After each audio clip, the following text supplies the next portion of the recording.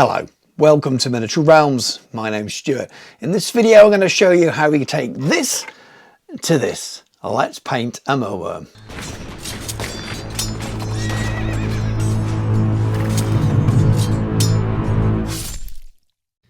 Miniature Realms is proudly sponsored by Counter-Attack Bases. They stock a wide range of counters, gaming aids and movement trays for multiple game systems and offer custom items to suit your club or even your podcast or YouTube channel.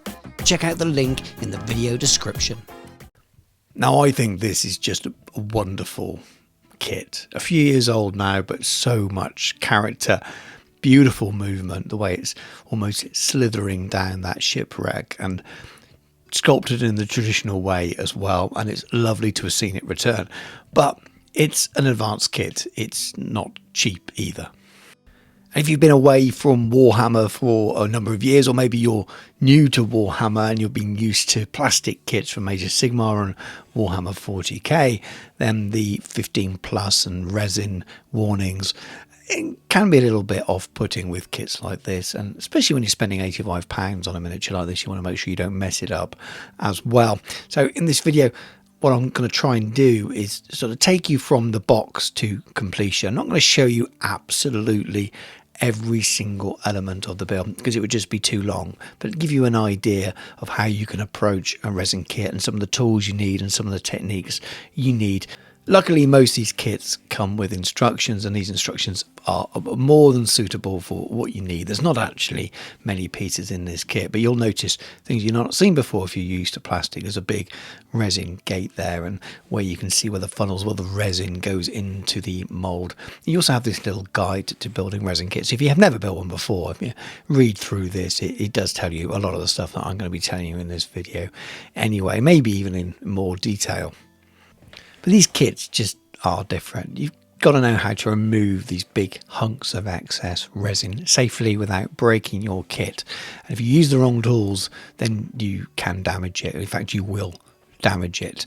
And it's an expensive kit, as we've already mentioned. You really don't want to be snapping off half the base. So the first parts of the kit, you will recognise needle files, some clippers which I use on plastic, and also a blade as well. And I actually use scalpel blades. I use 10A Swan Norton blades as well. They're just really good value. Here is a saw. You want a nice modelling saw, a thin one, not just a hacksaw. And sometimes I use a thick file like this as well. You'll see why a little bit later on. You will also need some super glue as well, and maybe an activated help speed that up. So how are we going to remove this first big chunk of resin? The thin bits are really easy to do. You can just snip them away. But the risk if you go for one big cut here with your clippers is you can damage your clippers, but also a bit of the resin from the miniature could come away as well. The safest way to do it would be to saw away a bit further up. But what I'm going to do is a method I use a lot, which is using my clippers just to nibble away at it around the edges, leaving a little bit of excess resin, which I'm going to cut and file away afterwards. If I do half of one side and then work my way to the other, taking my time, applying a little bit of pressure, making sure that it's not breaking anywhere on the miniature. Once you have broken that away, you'll see there's a couple of areas left here. But this bit is right in a socket joint. So unless I can clean the little lump there to the end of that male part of the socket, then the two pieces won't fit together. So I'm pushing away from my fingers here with the blade. It does look like my index finger on my left hand is right in the way. It's actually a little bit lower than the direction of the blade because it's curving up and away. But I'm cutting away from my thumb rather than towards it. You're not peeling an apple. Just taking away that excess. Same here as well. Working away from one thumb. You can see I'm pushing it away with my separate thumb on the other hand, and I'm resting my hands together, almost bracing them the way you might when you're painting. Then afterwards you just get your file and just smooth those areas off. You often have little areas like this and they're easy enough to deal with. You can just trim away with your blade. Again, try to do it away from you rather than towards you. You're less likely to cut yourself. You probably will at some point. I've definitely cut myself enough times, but again, if you've got a nice sharp blade, you can remove most things just like that, and then just a quick tidy up with the file afterwards.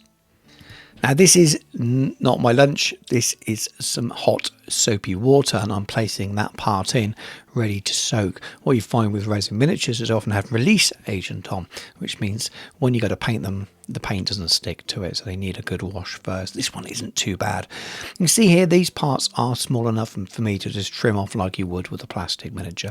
Resin is a little bit more brittle, so you do want to be careful, and just start to squeeze your clippers together. Just check as you're going whether it looks like it's breaking or splitting anywhere else before you complete the rest of that squeeze and actually cut through it. Mold lines are generally pretty easy, and you can handle them the same way as you do with plastic miniatures. And you can see me here just working my way around, finding a way and trimming off all these smaller areas the same way as you would with plastic miniatures.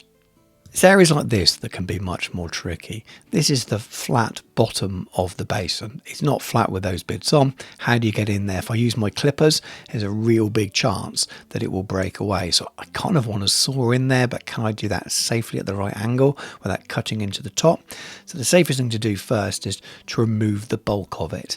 I got away without doing that earlier on, but this is just a little bit too tricky. And once it's removed, I've got a lot less. I can just work my way through these one at a time with that thin razor saw and just take it off. I keep checking to make sure that it's not cutting up upwards into the miniature, because the top of that razor saw is slightly thicker, but that's not too bad. I've managed to do a pretty clean cut, and this is why I bring that big file in. If you've got those small needle files, they just can't do a whole area very well, and you end up with grooves in it. But this is bigger and flatter, so it's much easier just to smooth off the bottom, and you want this to be smooth so you can glue it to the base so it fits on nicely. It's also really handy to use this way up as well. Now afterwards I'm placing them in that hot water as well to soak. With a miniature like this, a big one, I will tend to wash it afterwards because you've got lots of resin dust on there, and this helps wash it all off. With smaller miniatures with smaller parts, you may well find that you want to wash them first when they're on the gates, because that makes them easier to hold on to when you're cleaning and less likely to lose them. If you're near a sink, make sure you use a sieve or something. Do it away from a sink, because many a gamer has lost an important part down a plug hole. The next piece of kit that's really handy is an old hairdryer. I usually have one on hand, but let's have a look at the instructions and do read them. Don't just skip through the way you may have done in the past with some plastic miniatures. It is worth it. If you miss something important on an expensive miniature like this, it's really, really annoying and much harder to put a part of it super glued. Dry fit as well. What you might find at this stage is you need to get those files back out again and just file a little bit more to make sure that they fully fit, but this seems to be going together quite nicely. Applying a little bit of glue in there. I'm using a little spatula here so I've got a bit more control. If you've got a nice brand new bottle of super glue and the cap hasn't all clogged up, then you may well find you can squeeze it out, but quite often I put a little bit on a plastic tray and just spatula it on like this. But the key is dry fitting first, every single piece, before you put that super glue on there. When you're happy with it, get the super glue on there and expect to have to gap fill a little bit. This isn't a plastic miniature that's been computer engineered. Some of the later sculpts, especially the infantry figures, they are computer designed, so they tend to go together almost perfectly. But some of these older miniatures, you really are going to have to expect that our advanced miniatures, maybe they're originally in metal, not this one, but maybe they're in metal, so you may well find that there's little gaps and things that doesn't matter which way you put them, you're going to have to fix that later on.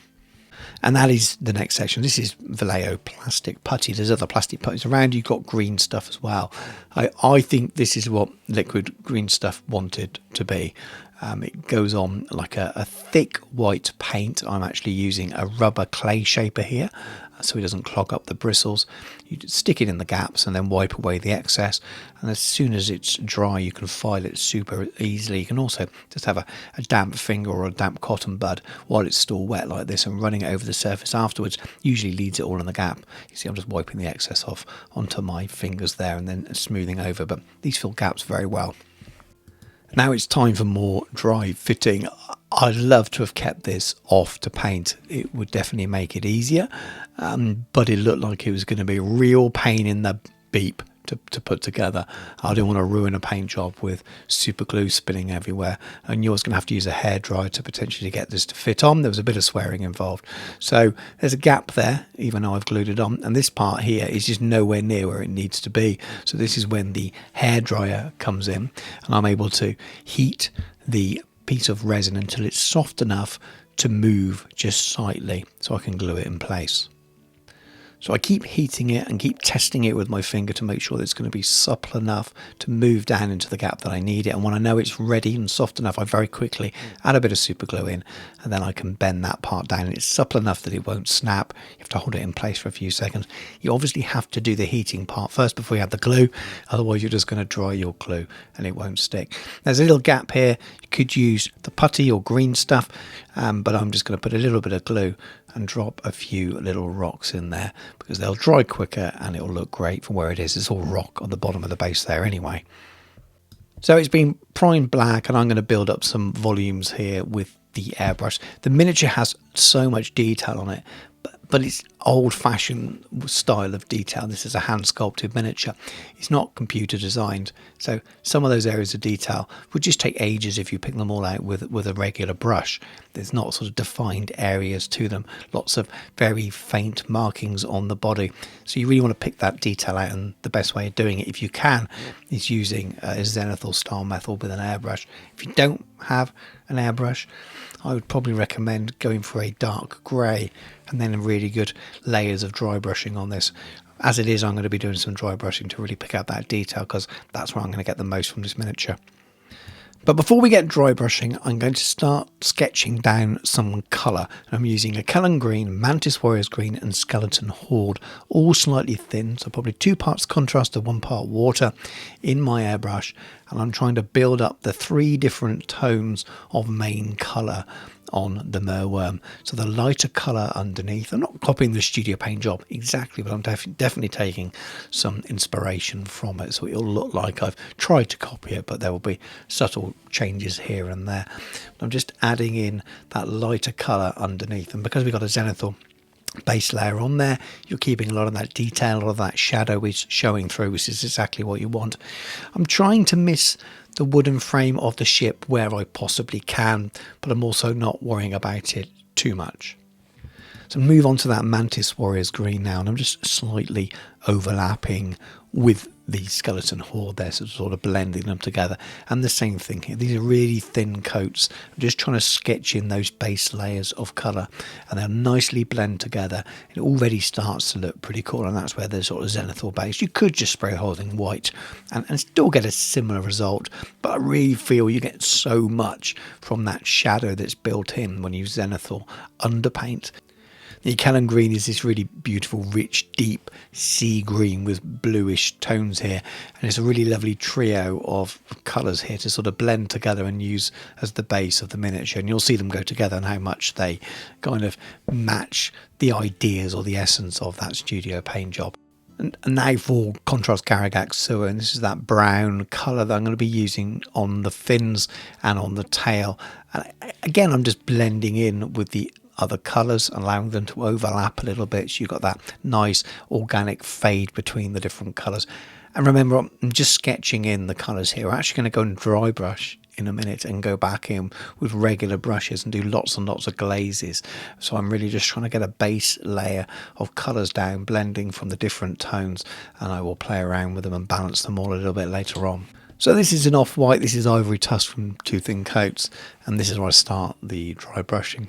So I'm adding a little bit to my dry palette. I've got the new style of dry brush, I say new, it's been around for years now, but very, very light dry brushing, lots of circular motions, just trying to pick up all that detail. You've got lots of scales and things and lots of very enhanced detail, but you've also got lots of subtle detail on the sort of the sides of the stomach as well, which are very faint lines, would just be an absolute nightmare to paint. So by picking out the detail a little bit and then glazing back again, we can accentuate all that detail, but also save us a lot of time and heartache and pain. You could spend absolutely hours on this miniature and do a stunning job with it, but it's not easy to paint if you're going to paint it in a completely traditional way.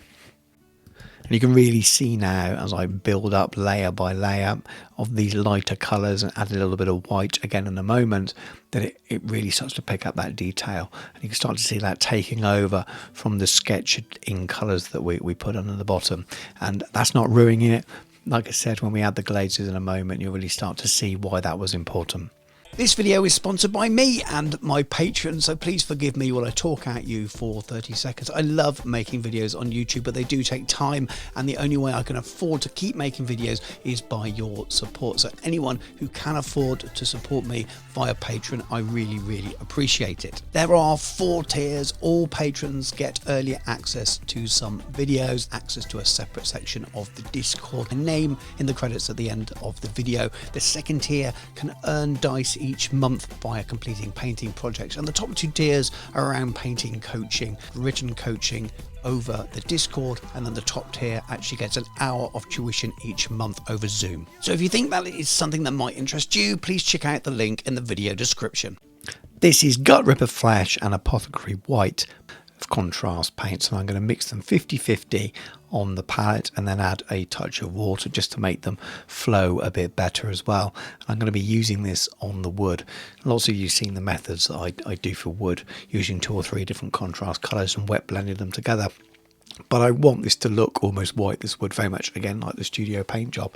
So I don't really want to go in with all those different colours and darken it down. I want it to look brighter.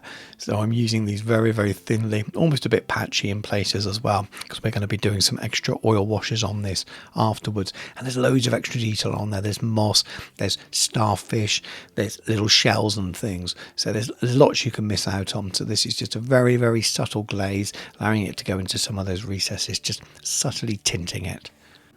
Back to the contrast skeleton horde. I'm going to use this all around the stone at the bottom.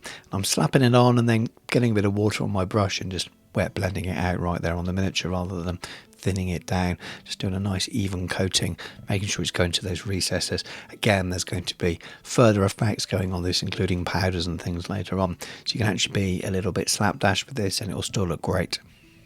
Now, I chose Eldari Emerald here for all the little patches of moss and lichen and seaweed that are all mixed in between the ship and the rocks. I just wanted one solid, relatively bright green that's different from the greens I've used on the Merwyrm itself.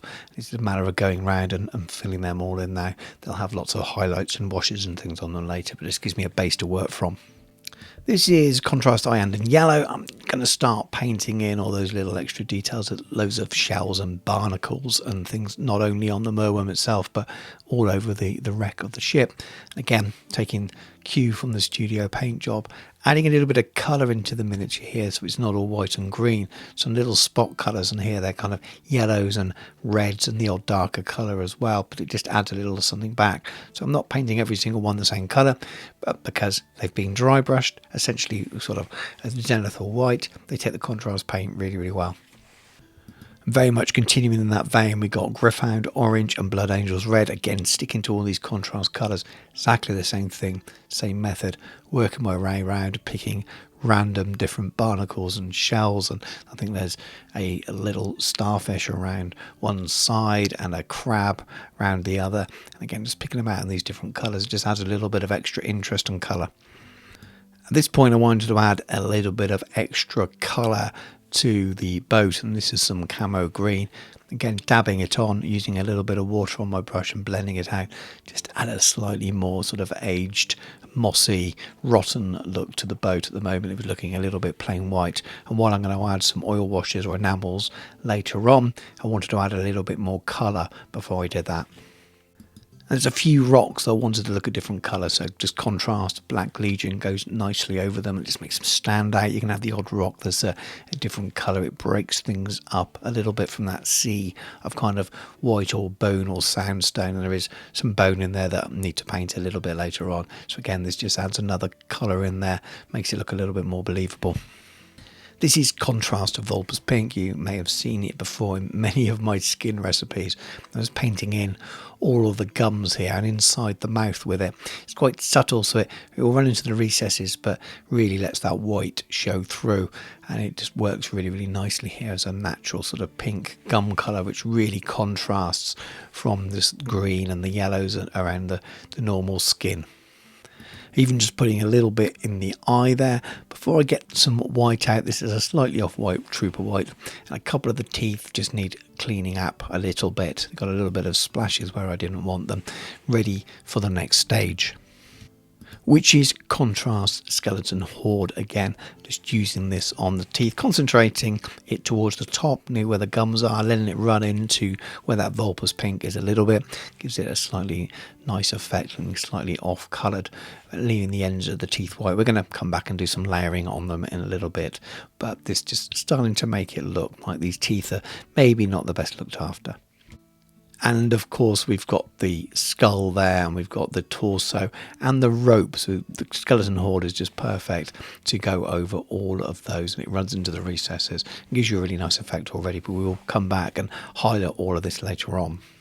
So this is Army Painter Speed Paint and hardened leather. It's a slightly warmer brown, and I want to go over the brown we've already got on there after we've dry brushed. We've got all that detail back in there, and this just glazes back on top. Works with the existing brown, which was the Garagax Sewer, so you've got multiple tones of brown on there, but tones down and covers over all of that white dry brushed area to give you this really nice highlighted looking effect. Now for some yellow. This is Imperial Fist. It's slightly desaturated as well. Got it on the wet palette. I'm putting very little on my brush each time, and I'm almost tickling it on the miniature at the moment, being very, very thin glazes. I'm just focusing on adding some vibrance to the belly area, so lightening up where that skeleton horde was to make it a little bit more vibrant. Because it's very thin, I'm doing just the lightest of glazes. I can blend it back over that mid-tone green as well. It really just starts to make the miniature pop and brighten up a little bit. I can tidy up where any of that dry brushing has gone over areas. You can just see there what a difference that's making already in brightening up the miniature.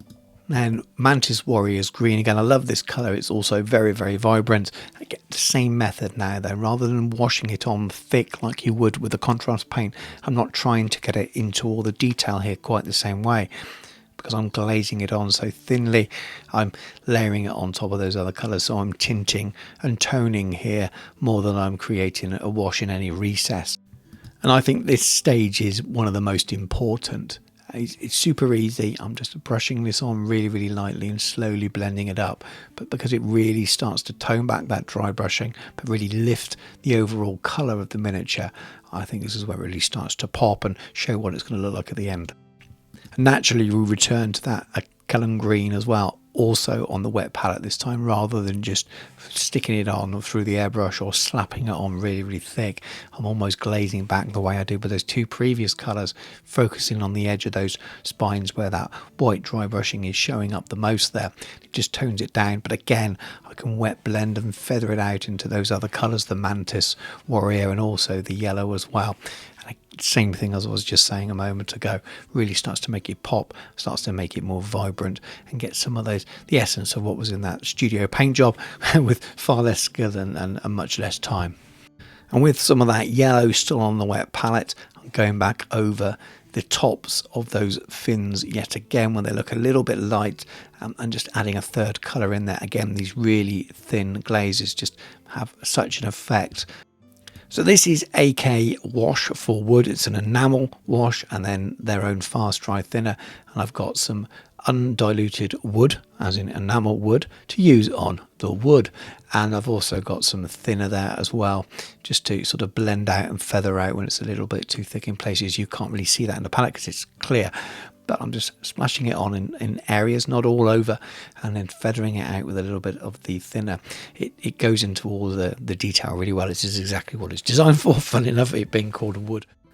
Afterwards I carry that over and take it right down onto the textured base, which I've already put a little bit of dark earth from the AK range, their basing texture on the base as well, which to match the High Elf Army method that I'm using. I've got 3 different greens here. It doesn't really matter which ones you use. They should just work with whatever colour you've chosen for the moss if you are going to follow this along at home.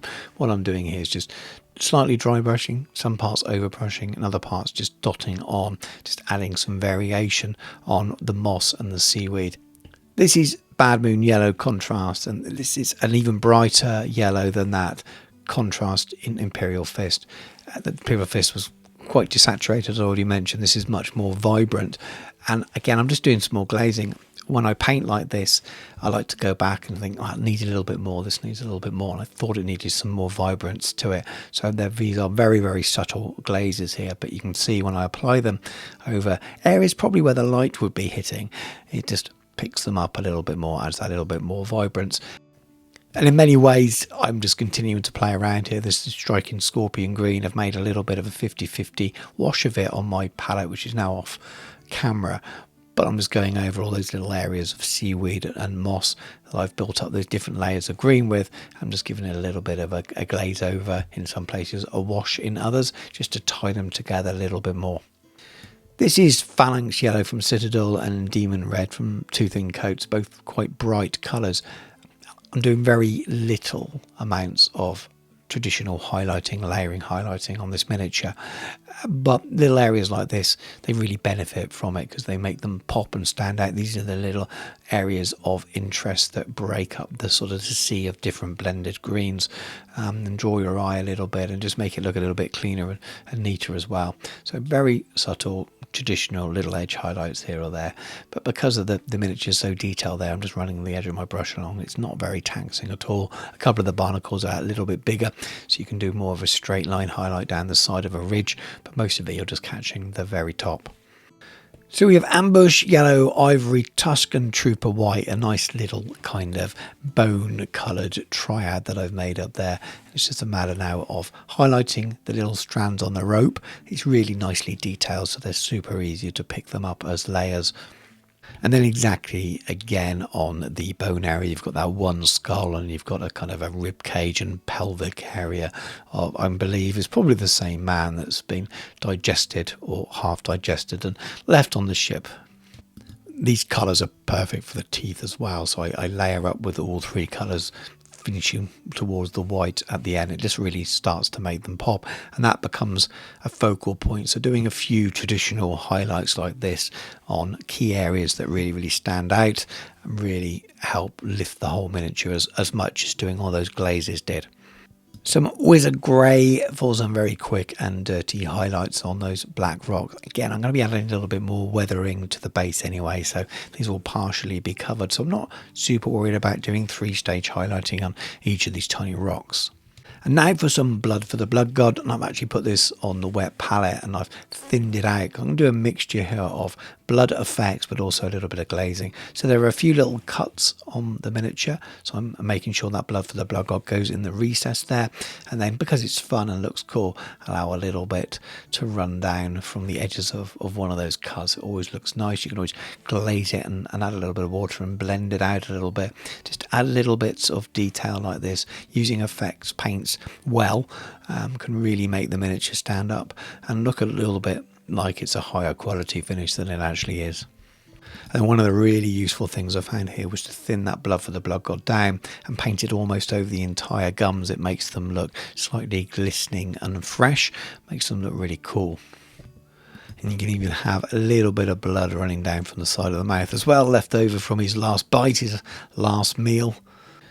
I added that little blood glaze I made all inside the mouth as well. It just shades and tidies it up really nicely.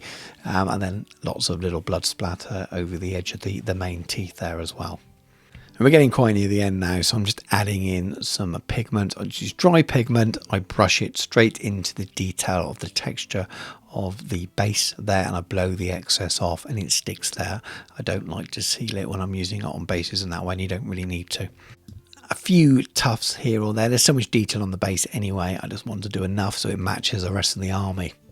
And then I've decided to use a little bit of gloss varnish, and I'm just painting this in certain areas, running down between the rocks as if there's a little bit of moisture, a little bit of water running off the Merwyrm's body maybe, or maybe off the Rex body, and just running it down on to the areas on the base. It's a really nice effect to make it look like the seaweed's still wet and dripping, and creating a few pools and things here and there.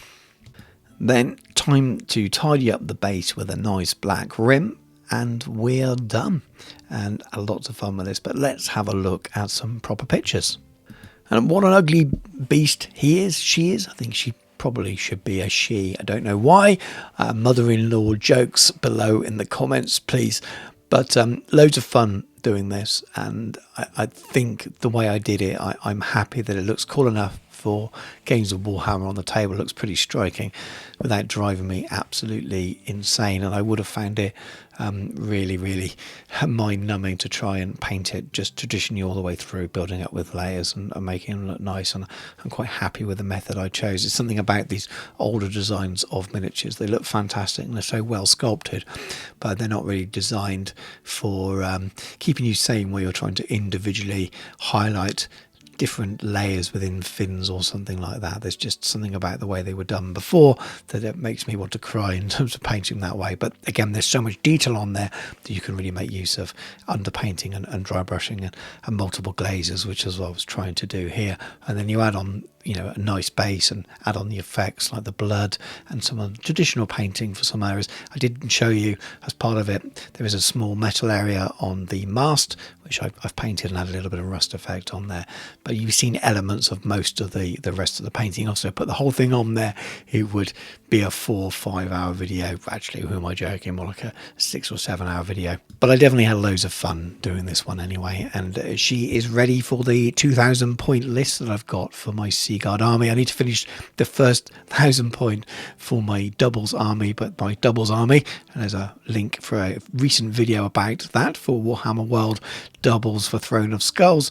The 1,000 point addition to that, to take it up to 2k afterwards, includes this Merwyrm. Thank you very much for watching. Hope you enjoyed the video. It was fun painting such an awesome miniature, and it's a slightly tricky miniature in some ways. There's loads of detail on there, and some of the details not that easy just to pick out with a standard hairy brush, hence all the underpainting and all the volume building and all the layers and things that I did, which actually makes some of it quite easy once you've got those initial layers down with the airbrush, and hopefully that came across in the video. And if you've got a miniature like that, hopefully there's some things in that video. If you've not built one like that before, worked with resin, it's not a all-encompassed tutorial there. There's not everything you can do with resin or every tool you have, but there's a little bit in there that should help you as well. So hopefully you found that useful one way or another. And if you have enjoyed that video, please do give it a like. It really helps the channel. Drop a comment below. Subscribe to the channel if you haven't already done so. There's loads and loads of old world videos on the channel, loads of tutorial stuff, but also discussion things as well. And look out for whenever there's new releases. I am usually very lucky to be sent things a little bit ahead of time by Games Workshop, so there'll be new miniatures painted, reviews on the new publications and things like that for Old World. So look out for those in the near future. Hopefully we'll have some new releases soon. I'm definitely excited to see what's coming next. If you'd like to support the channel even further, then my Patreon really is the best way to do that. You can find a link for that in the video description, along with a link for the channel sponsor Counterattack Bases and other affiliate links and things as well. So do go and check those out. I'm also selling dice at the moment, and there's an email address in there which you could email me and I will send you an order form. That's a really nice one-off way of supporting me, and you get something out of it the other side. You get some Miniature Realms dice. But thank you very much for watching. Take care, and I'll catch you soon.